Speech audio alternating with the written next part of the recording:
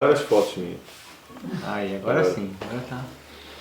Então é o seguinte, eu sempre falo, né, que tem uns 5, 6 anos que eu fiquei nos 3 primeiros capítulos de Gênesis. É verdade mesmo, não é brincadeira. Eu vou logo em outros textos da Bíblia e tal, mas...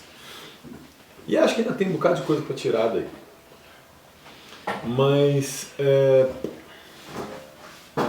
as 2 semanas que eu diria que eu dei mais um passo, né, em termos de reflexão daquilo que pode se aplicar e a Bíblia como o livro agrícola. E eu queria parar para pensar um pouquinho. Quando eu falo Iraque, Oriente Médio,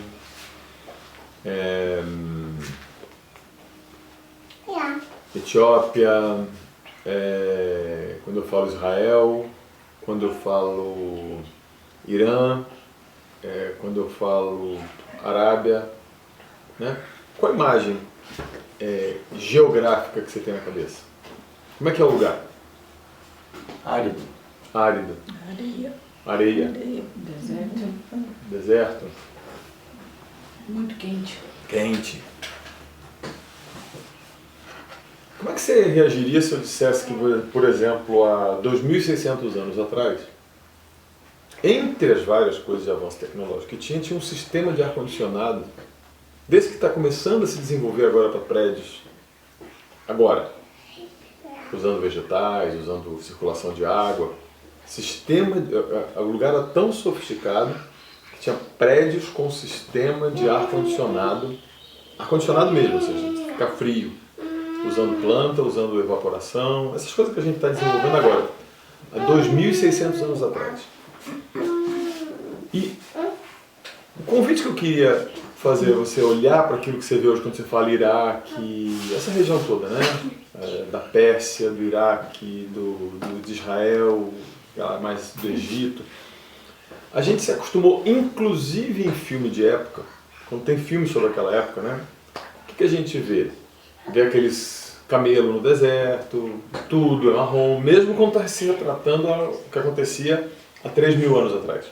Né? O Império Assírio, o Império Babilônico. Hoje de manhã eu estava conversando com o Eduardo, e se tem assim, as pessoas perguntam se acredita em Deus, tem uma coisa que me faz acreditar em Deus, é a existência do povo de Israel, porque é o único povo que existia há 3.000 e poucos anos atrás, com as mesmas tradições, com os mesmos costumes e tal, e que continua existindo hoje.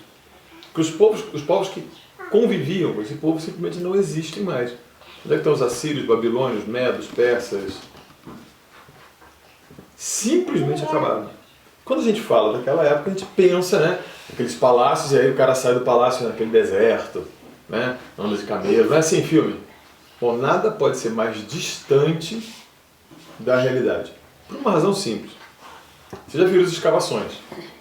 Aquelas mega cidades, né? Cidade grande, rua, sistema de água, prédios complicados, edifício, né, com alguns andares. Cidades grandes. Cidade grande tem gente dentro, não tem?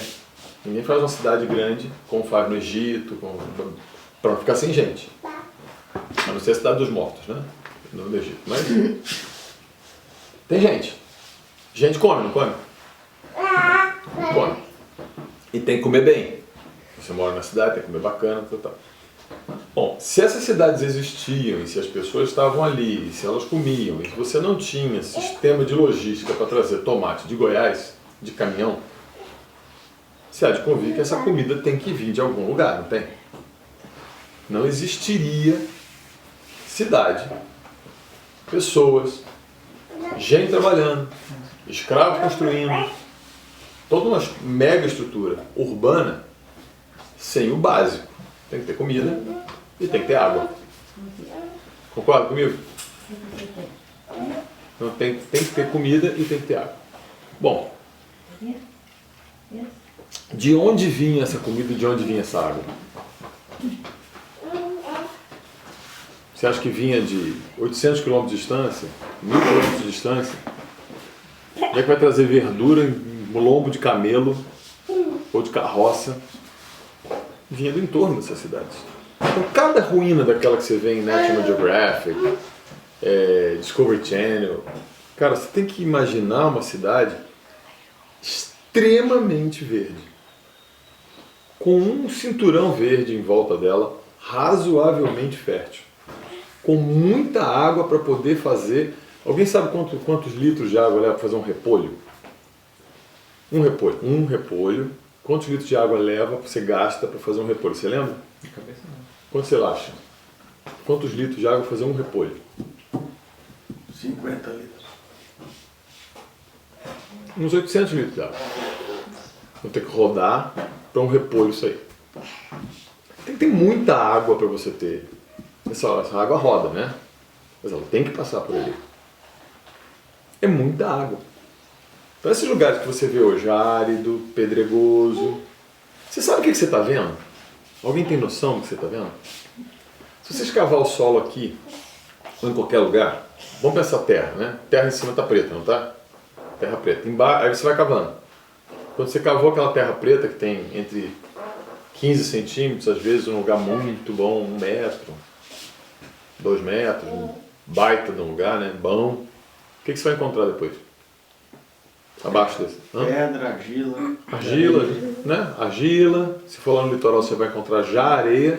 E se você cavar mais, vai achar rocha de origem. Solo é um troço que existe e cresce de baixo para cima. O solo faz assim. O solo não faz assim.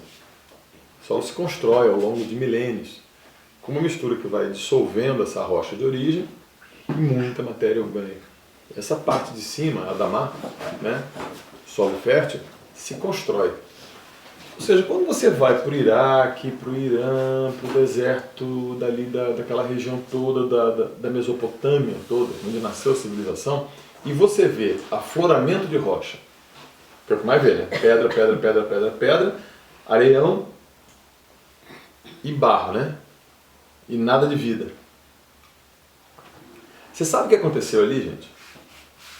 Em cima daquela pedra, em cima daquela areia, tinha solo fértil. Camadas e camadas e camadas de solo fértil. Aquilo que você está vendo é isso que aconteceu. Para onde foi esse solo? Por que esse solo foi embora? Onde esse troço começou? Por que acabou assim? É sobre isso que eu queria falar. Para dar origem desse troço. E discutir um pouquinho sobre que método é esse que leva a esse tipo de coisa. Vocês gostariam de falar sobre isso? Uma outra coisa interessante, hoje eu estava procurando uma concordância, porque eu estou sem uma concordância exaustiva aqui. Eu peguei um dos textos, tem vários textos, mas um dos textos que eu queria falar, em Isaías no capítulo 13, os últimos 2 versículos, falando da Babilônia. E olha, a Babilônia, pega um dia uma Bíblia daquelas que tem de estudo, fala sobre Babilônia, como é que ela era, ela é conhecida por sua opulência, riqueza, abundância, verdor, pelos seus jardins. Todo mundo já falou jardins suspensos da Babilônia. Era lá que tinha o sistema de ar-condicionado. O jardim suspenso da Babilônia, a maravilha não era fora, era dentro. Era um big no sistema de ar-condicionado. Desses modernos que a gente faz hoje de green, sabe? O pessoal acha bacana. Muita água para fazer isso. Muito verde, muita beleza. Aliás, a palavra Jardim do Éden, você sabe de onde vem isso? Isso vem, o capítulo 2 de Gênesis, ele é escrito muito provavelmente, o capítulo 1 é um relato muito antigo, né, que Moisés compilou. O capítulo 2 é pós-exílico. O capítulo 2 de Gênesis foi escrito mais ou menos uns 800 anos antes de Cristo. Por isso que ele fala de um jardim de delícias e descreve o Éden. O Éden é uma descrição muito parecida de algum escritor que, inspirado por olhar os jardins suspensos da Babilônia. E numa contraposição, é uma literatura pós-exílica. Para quem quiser estudar assim, um pouco de alta crítica, né? A gente pensa que a Bíblia foi escrita assim, o cara sentou e saiu escrevendo, né? Aí terminou. Não. Vai sendo adicionado. Então o cara, quando descreve o jardim, com aquela beleza, ele está se contrapondo ao jardim da Babilônia. Fala, Deus fez o jardim do Éden. A própria palavra Éden é de origem babilônica. Daí o que acontece? A Babilônia opulenta, próspera. Eu vou preparar um estudo só sobre isso, tá? Sobre esse aspecto, para a gente entender a nossa vida de hoje em dia. O meu grave de estudo é hoje em dia. Isaías fala assim sobre ela: nunca jamais será habitada, ninguém morará nela de geração em geração. O arábio não armará ali a sua tenda, nem tampouco os pastores farão ali deitar os seus rebanhos. Porém nela as feras do deserto repousarão, e as suas casas se encherão de coruja. Ali habitarão os avestruzes e os sátiros pularão ali. As hienas uivarão nos seus castelos, os chacais nos seus palácios de prazer. Está prestes a cegar o seu templo, e os seus dias não se prolongarão. Quando Isaías fala isso, e aqui eu estou acreditando que nós estamos no segundo livro de Isaías, ou seja, é pré-exílico, é no momento que Babilônia é o lugar. Sabe o lugar para você ir passar férias no Caribe? Vocês estão indo para o Caribe? Sabe um lugar para você ir bacana? Ou tirar umas férias na Europa, bonito, bacana, polenta? Aí vem um profeta e fala assim: vai virar um deserto, e o único bicho que você vai achar lá vai ser chacal. Aliás, vai lá hoje onde é o jardim, as escavações da Babilônia, vai ver que bicho você acha lá. Você não vai achar outro não. Vai achar bicho do deserto. Não passa nada, ninguém vai lá. É ermo. É ermo. Não é um lugar que fica perto de você ficar ali e vai fazer piquenique. É horrível. Descrever isso, falar isso daquelas ruínas hoje, pra gente é assim, Só que descrever mais ou menos assim, o que poderia ser comparado? Suécia? Pode ser, não tem um outro lugar bacana assim.